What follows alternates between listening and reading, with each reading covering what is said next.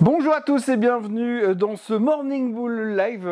Nous sommes le 20 octobre 2023 et je sais pas si vous avez vu, mais on n'a pas eu de crash boursier hier. Là, on est encore vivant. Bon, alors grosso modo, c'est pas terrible, hein. Quand on regarde les graphiques, ça sent un tout petit peu pas terrible non plus. On voit qu'on revient sur des niveaux un peu inquiétants, surtout le SMI. Alors le SMI qui s'est fait littéralement démonter hier et avant-hier, donc on a tout cassé des supports sur le SMI. Bon, c'est forcément, quand vous avez des mauvaises nouvelles sur Nestlé, des pas terribles sur Roche, et que Novartis suit le mouvement, c'est difficile de voir un indice suisse qui surperforme le reste du marché, mais alors hier, on se l'est pris bien propre en ordre sur la Suisse, c'est très moche, et puis alors, le reste du monde, c'est pas forcément mieux, hein, puisque globalement, tout baisse un peu partout, un peu dans le rouge, hein, mais j'ai vu des commentaires dans les médias financiers qui disaient que le marché s'effondrait. Non, le marché s'effondre pas. Un effondrement, c'est Tesla depuis 2 jours. Mais c'est pas le marché aujourd'hui. Le marché, il baisse, il cherche ses supports et il cherche ce qu'il est capable de supporter entre hausse des taux, hausse des rendements et discours de Monsieur Powell.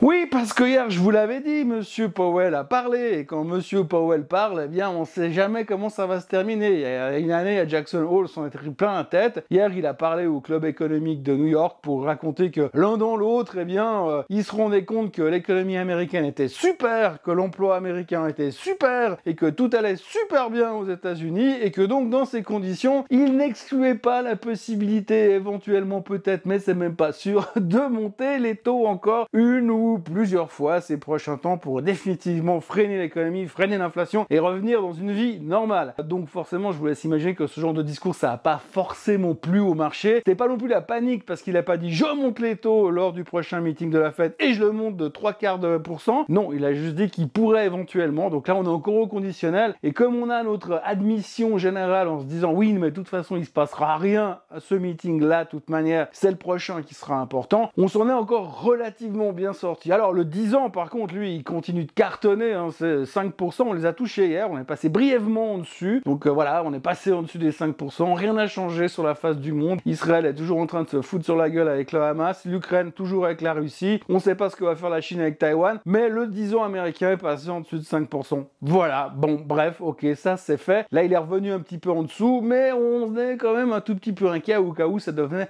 un petit peu inhabitude et qu'il venait à s'établir en dessus des 5%. La grosse crainte, c'est que globalement quand même, c'est que comme les rendements sont en train de monter, on se dit à un moment donné, qu'est-ce que je vais me prendre la tête à prendre des risques sur les actions alors que je pourrais me contenter d'un 5% sur le 10 ans américain qui est quand même super bien garanti. Bon, super bien garanti sur le principe qu'ils peuvent printer des billets tant qu'ils veulent, mais à côté de ça, quand on regarde l'état de la dette du gouvernement américain et l'état du gouvernement américain en général, je rappelle quand même qu'ils savent même pas comment ils vont boucler leur budget dans 30 jours, et puis que le plafond de la dette a littéralement explosé. Et puis à propos du plafond de la dette, on notera aussi que dans la foulée, hier, Monsieur Biden était devant le Congrès pour dire « s'il vous plaît, donnez-moi de l'argent ». Donc il a demandé 100 milliards pour soutenir Israël et l'Ukraine, chacun son camp. Donc là, il n'y a pas de parti pris, les deux vont toucher du pognon, 100 milliards. C'est 3 fois rien, 100 milliards, hein. Je veux dire, c'est à peine la moitié de la fortune de Monsieur Musk. Enfin, c'était à peine, parce que là, c'est un petit peu moins maintenant, mais c'est à peine la moitié de la fortune de Monsieur Musk. Et donc là, c'est pas grave, de toute façon, on peut aller taper dans la dette,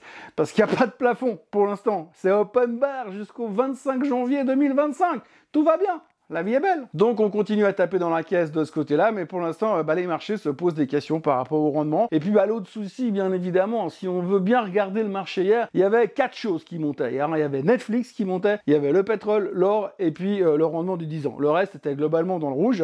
Et donc Netflix est monté hier parce que on en a déjà parlé, super bon résultat, ouais, plein de nouveaux abonnés, 8 700 000 nouveaux abonnés, c'est génial, c'est que du bonheur, hein. Donc forcément les performances vont être stratosphériques du côté de chez Netflix. Le titre a pris 21 milliards de market cap, soit 16% de hausse hier. Alors 21 milliards de market cap sur Netflix, ça représente la Société Générale et Renault en même temps. La capitalisation boursière des deux sociétés. Une banque et puis une marque de voiture. Enfin, une marque de voiture, on dit toujours une Renault c'est bien, une voiture c'est mieux. Tout ça pour dire que Netflix a donc explosé de 16% et 21 milliards de market cap. On peut se demander si c'est vraiment complètement justifié. Je me suis posé devant la télé hier pour dire qu'est-ce que je pourrais bien regarder que j'ai pas encore vu. Bah, je me suis rendu compte que mis à part pas mal de vieux trucs que j'ai déjà vus et puis 2-3 nouveautés qui sont pas super excitantes, eh bien des fois je me demande pourquoi je paye l'abonnement de Netflix, mais c'est une autre discussion. Peut-être qu'on s'est un peu emballé, mais ça sera de la musique d'avenir. Autrement, eh bien Tesla s'est fait démonter, hein. Vous avez vu 10% de baisse hier, plus 5% sur la séance de la veille, ça fait 15% en 2 séances. Bah, la raison principale, on a abordé le sujet déjà hier, hein, les chiffres sont beaufs, on voit que Monsieur Musk il est plus aussi confiant que d'habitude, on parle plus des robots taxis. Bref, du coup, il y a quand même pas mal d'analystes qui sont en train de se dire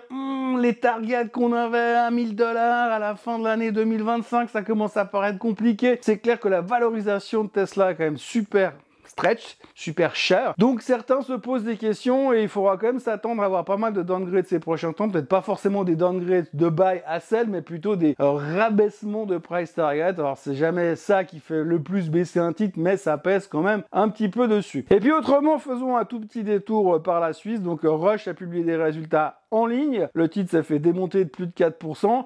La raison principale, c'est que les chiffres étaient en ligne, mais les analystes attendaient mieux. Oui, alors c'est encore un truc génial ça. Ça c'est un truc, ça existe que dans la finance. Hein. Le gars il te dit oui, moi j'attends une croissance de X%, et puis finalement ça sort à X%. Alors tu dois être content parce que tu as atteint ton target, la croissance est en ligne, parfait. Mais là, tu dis, ouais, non, mais en fait, au fond de moi, j'aurais quand même préféré 30 ou 40% de plus que le X% que je demandais. Donc forcément, tu comprends, je suis déçu. Et donc, hier, les analystes étaient déçus que les targets de Rush aient été atteints parce qu'ils attendaient qu'ils fassent mieux que leur target. Résultat, le titre s'est fait taper dessus.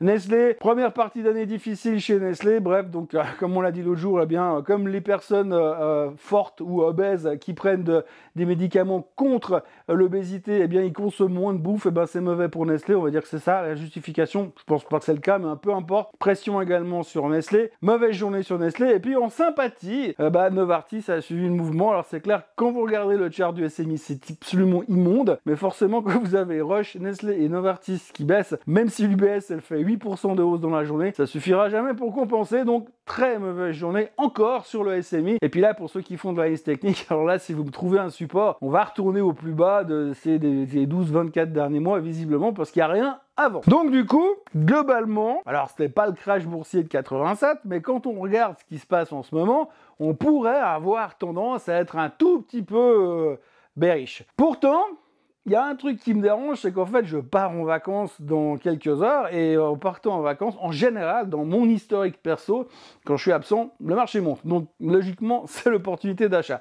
On verra si ça se confirme encore cette fois, mais en tous les cas, il y a un truc qui bug de ce côté-là, donc ça me dérange un petit peu. Et puis, de l'autre côté, il y a aussi un point très négatif, quand même, qu'il faudrait signifier, c'est qu'en fait, quand vous regardez les ménages américains et les actions qu'ils ont dans leur portefeuille, eh bien, on voit le niveau d'action par rapport à l'obligataire ou par rapport au portefeuille immobilier. Aujourd'hui, la famille moyenne détient 58% d'actions dans leur patrimoine. Et c'est le taux le plus élevé depuis des années et des années. Et la dernière fois qu'on a eu un taux aussi élevé dans les actions, c'était en 2007, juste avant l'effondrement des subprimes. Ça, c'est un vrai effondrement. Et donc, on peut se poser des questions en se demandant, tiens, pourquoi tout d'un coup, il y a autant de gens qui sont dans les actions? On l'a vu ces derniers temps, il y a une envie vraiment d'être dans le marché des actions. Est-ce que c'est un signe avant-coureur de quelque chose? On ne sait pas. On a encore une date importante à retenir, c'est à la fin du mois, parce qu'il y a l'anniversaire du crash de 1929, donc on ne peut pas le négliger non plus celui-là. Donc on va quand même garder encore cette date mémoire, parce qu'on ne sait jamais, peut-être que le marché a une mémoire à très très long terme, et qu'il va se dire, je baisserai pour le crash de 29 et pas pour le crash de 87. Bref, aujourd'hui, on est en plein doute. Monsieur Powell n'exclut pas la possibilité de monter les taux. Encore, les tensions au Moyen-Orient sont toujours présentes. Le pétrole continue de monter. Rebond du pétrole hier, 89,80 pas loin. Le Brent est repassé au-dessus des 90 $. Et puis la raison principale est bien, en dehors des tensions au Moyen-Orient qui sont bien sûr toujours l'excuse utilisée pour faire monter le pétrole, mais à côté de ça, vous avez aussi les États-Unis qui sont en train de re-remplir leurs réserves stratégiques. Alors souvenez-vous, au mois de novembre, pendant les midterms, Biden il avait balancé du pétrole pour faire baisser le prix, pour que ses électeurs ils le trouvent plutôt sympa et qu'ils votent plutôt pour lui que pour les républicains. Ça n'a pas super bien marché, mais l'un dans l'autre il a quand même juste vidé les réserves stratégiques, et là les gars ils ont annoncé que maintenant ils allaient commencer à racheter du pétrole. J'ai toujours bien aimé ce concept, c'est de dire aux gens, je vais acheter. Attention, je vais acheter, Vous êtes prêts les gars? Je vais acheter du pétrole. Vous avez compris, je vais acheter du pétrole. C'est un peu comme si vous allez jouer au poker et puis que vous posez votre jeu cartes sur la table. Regardez, j'ai 4 as, les mecs, qui c'est qui veut jouer contre moi? Bref, en gros, les Américains vont remplir leurs réserves pétrolières. Voilà, donc on est dans un marché qui a l'air un tout petit peu bipolaire par instant. On était mal en point il y a une dizaine de jours, on a rebondi pour quelques espoirs économicaux par rapport au niveau des taux et puis quelques banquiers centraux qui étaient dovish. Hier, le discours de Powell était quand même moins dovish que ce qu'on avait eu comme discours d'un autre banquier central qui lui était dovish. Donc du coup, on est moins à l'aise. On voit aussi que les retail sales ont traversé le plafond au début de semaine, donc que l'économie est trop forte, comme l'a dit M. Powell. Et du coup, on a la trouille. On a la trouille et on arrive sur des niveaux où il va falloir rebondir, que ce soit sur les marchés européens, comme le CAC 40 qui a fait un très beau candlestick de renversement hier, ou alors comme le S&P 500 qui revient gentiment sur sa moyenne mobile et même sur sa tendance à une année et demie qui passe par les 4150, 4180. Perso, je serais acheteur sur le S&P 500 dans la zone des entre 4150 et 4200 pour jouer un rebond parce que finalement, j'ai pas l'impression qu'on puisse quand même imaginer qu'on est déprimé à ce point pour le moment. Et puis, ça me paraît presque trop évident que tout est noir pour l'instant. En tout cas, on se vendredi matin. Bref, tout ça pour vous dire que je vous encourage à vous abonner à la chaîne Suisse Côte en français, à liker cette vidéo et toutes les autres d'ailleurs, les 500 autres qu'il y a déjà sur la chaîne, à partager cette vidéo et les 500 autres. Et je tiens aussi à vous prévenir que je suis en vacances, je vous l'ai dit avant, et donc il n'y aura pas de Swiss Bliss ce week-end, il n'y aura pas de Swiss Bliss le week-end prochain, mais par contre il y aura des Morning Bull on the road, lundi, mardi, mercredi, jeudi, vendredi, comme d'habitude. Un peu plus tard dans la matinée, comme ça, j'aurai le temps de dormir. Et puis, mais je serai là quand même avec vous, avec des émissions depuis mon lieu de vacances. Passez une excellente journée, un très très bon week-end. Et puis, à lundi pour un Morning Bull Live en déplacement. Bye bye!